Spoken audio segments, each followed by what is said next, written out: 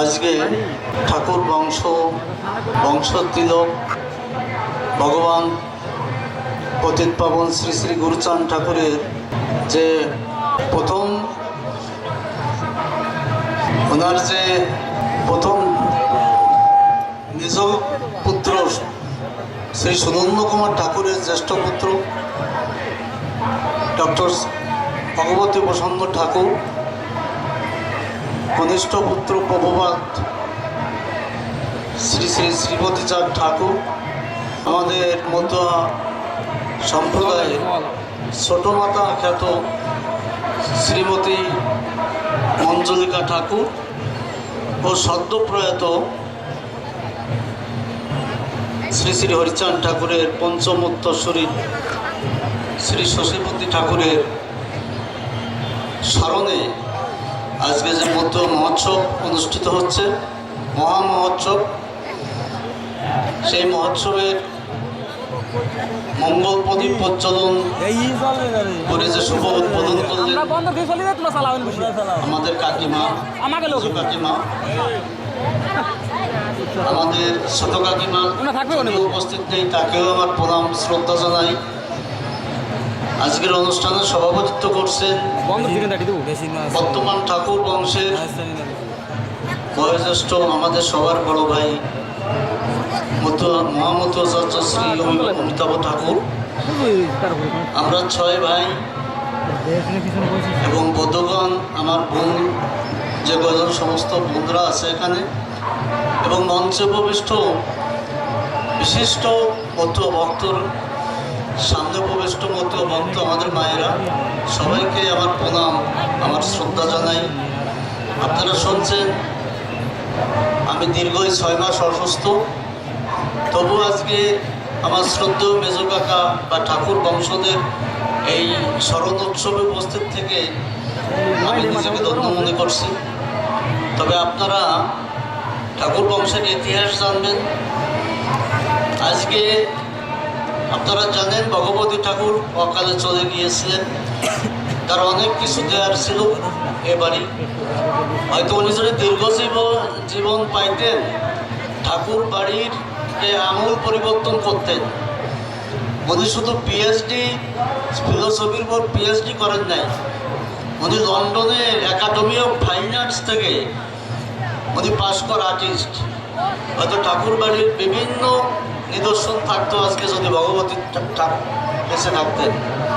তারপরে আজকে শ্রীপতি ঠাকুর, আজকে ঠাকুর বাড়ির রূপকার গুরুচাঁদ ঠাকুরের পরে বললে বড় কথা হবে না।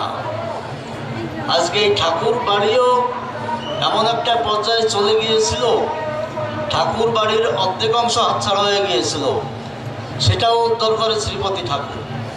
শ্রীপতি ঠাকুরের অবদান আমি মনে করি গুরুচাঁদ ঠাকুরের পরপর শ্রীপতি ঠাকুরের অবদান সবার থেকে বেশি। এই জন্যে আজকে আমরা কেন যেন শ্রীপতি ঠাকুরের কথা নাম উল্লেখ করতেই চাই না। বর্তমান যুগের মতোরা শ্রীপতি ঠাকুর সম্পর্কে এরা কোনো চর্চাও করে না, এরা জানার চেষ্টা করে না। আজকে শ্রীরাম মোড়াকান্তির রূপকারী শ্রীপতি ঠাকুর গুরুচাঁদ ঠাকুরের পরে। এই জন্য শ্রীপতি ঠাকুরকে আপনারা জানবেন, আপনারা বুঝবেন। আমাদের ত্রুটি আছে ঠাকুর পরিবার থেকে শ্রীপতি ঠাকুরের উপর আমাদের একটা পূর্ণাঙ্গটা জীবনী, বড় আকারের জীবনী বের করা উচিত, এবং যাদের দিকে কোনো তথ্য থাকে এগুলো আপনারা সংগ্রহ করে ঠাকুর পরিবারের দ্বারা দিবেন, যাতে আমরা পূর্ণাঙ্গটা জীবনী দিতে পারি শ্রীপতি ঠাকুরকে। সে কারণে আপনারা আজকে আমরা ধনী দেই হরিচাঁদ, গুরুচাঁদ, পিতে ব্রহ্মানন্দ অথবা শান্তি হরিপিতে, তারপরে যার যার গুরুদেবের নাম আমরা বলি। অনেকে হরি গুরুচাঁদের পরপরই যার যার গুরুদেবের নাম বলি, কিন্তু সেখানে ওই শান্তি সত্যভামার নাম বলা হয় না। আমরা ধনীটাও পাল্টাতে হবে আমাদের। হরি গুরুচাঁদের পরে গুরুচাঁদ, সত্যভামা, শান্তি হরি, এর পরে ধনী যার যার গুরু তারক গোলক যারা, কিন্তু হরিগুরুচাঁদের পরে আর কোনো গোসাইয়ের নাম যাবে না। এটা আমার মেজর কাকা বলতেন, আমার বাবা বলতেন যে হরিগুরুচাঁদ, শান্তি হরি, গুরুচাঁদ, সত্যভামা, এরপরে কোনো গোসাইয়ের নাম জড়ান যাবে না, এমনকি তারকের নামও না। অনেক অনেকে বলেন যে তারক না থাকলে হরিলীলান্বিত পেতাম না আমরা। আর ওইরকম হাজারটা তারক তৈরি করতে পারতো হরিচাঁদ ঠাকুর যদি ইচ্ছা করতো। সে কারণে এ সবই হরিচাঁদ ঠাকুরের ইশারায় ইঙ্গিতে সবকিছু হয়েছে, সবকিছু চলছে এখন। এ কারণে আপনারা কেউ মানে হরিগুরু চাঁদের উপরে কাউকে প্রতিষ্ঠিত করতে চাইবেন না, তাহলে কিন্তু এটা ভবিষ্যৎ খুবই খারাপ। এর জন্যই ওরাকান্দিকে প্রাধান্য দেবেন। তীর্থরাজ তীর্থ সম্রাট শ্রীরাম ওরাকান্দি। আর শ্রীধাম লেখাটা আমি কিন্তু একটু অনধিকার চর্চা করছি, আপনারা মনে কিছু করবেন না। শ্রীধাম বিশ্বের মধ্যে শুধু মধ্য বিশ্বের মধ্যে শ্রীধাম ওরাকান্দি, আর কোথাও শ্রীধাম নাই।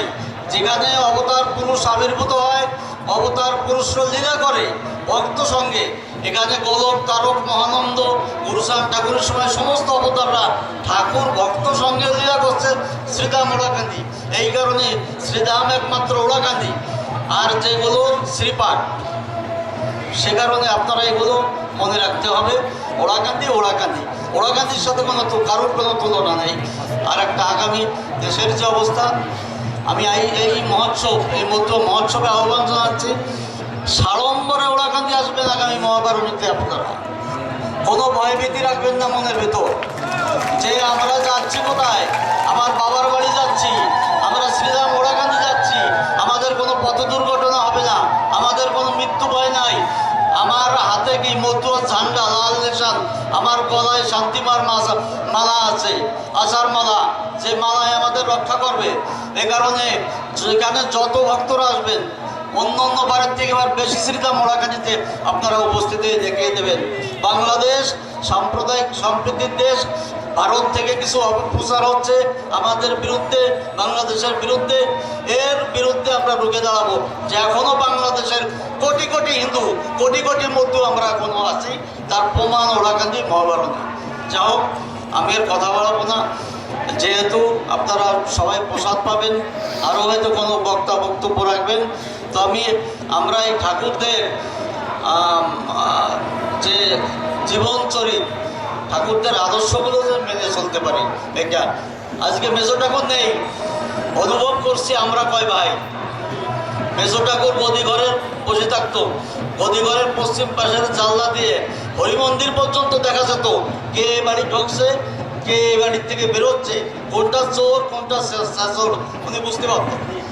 এই কারণে ভয়ে থাকতো, সবাই ভয় পেত, আরে মেজো ঠাকুর বসে আছে। আজকে আমাদের ভিতর তেমন কোনো গুণ নেই যে আমাদের ভয় পাবো। এর জন্য এই বাড়ির রক্ষাকর্তা একমাত্র হরিচাঁদ ঠাকুর, গুরুচাঁদ ঠাকুর। যে হরিচাঁদ ঠাকুর, গুরুচাঁদ ঠাকুরের আমরা বলবো, ঠাকুর তোমার বাড়ি তুমি রক্ষা করো, এই বাড়ির যাবতীয় সব দায়িত্ব তোমার, আমরা নিমিত্ত মাত্র। এই কথা বলে আপনাদের সবাইকে আমার প্রণাম ও শ্রদ্ধা জানিয়ে আমাকে আশীর্বাদ করবেন, আমি যদি সম্পূর্ণ সুস্থ হতে পারি। জয় হরি বল, জয় হরিচাঁদ, জয় গুরুচাঁদ, জয় ভগবতী প্রসন্ন, জয় শ্রীপতি প্রসন্ন, জয় মাতা মঞ্জলিকা, জয় শশীবতী ঠাকুরের। হরি বল।